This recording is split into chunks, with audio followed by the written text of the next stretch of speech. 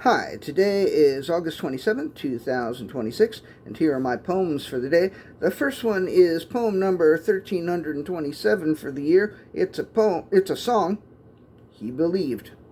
Stared up at the ceiling, astonished by the white, wondering why he believed everything would be alright.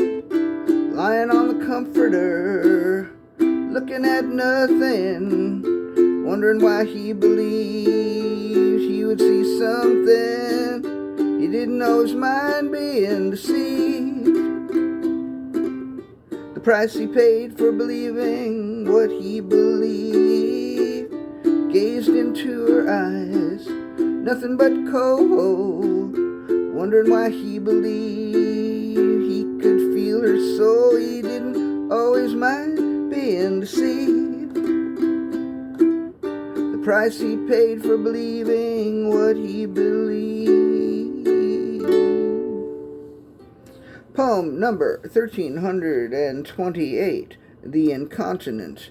The incontinent think they can just waltz in here and piss and shit on the floor without so much as a how do you do or an if it please the court. Well, it doesn't please the court. The court is pretty fucking pissed off right now. This was meant to be a formal occasion, and the incontinent foxtrots on in with the trots, and suddenly everybody wants a piece of the action and nobody's using the bathroom. The incontinent drop their content and everyone on the continent is supposed to be content. This was a dinner party, and now it's a goddamn shit show, and I won't stand for it. No, I won't stand for it, because if I stand, you'll see it dripping down my leg. So I will just sit here and stew in my own juices. But believe you me, I am steamed. Poem number 1328, Uncalled For. I wish he hadn't done that. I don't know why he thought he had to go there. I don't know what made him think that that was going to bring any light into the world.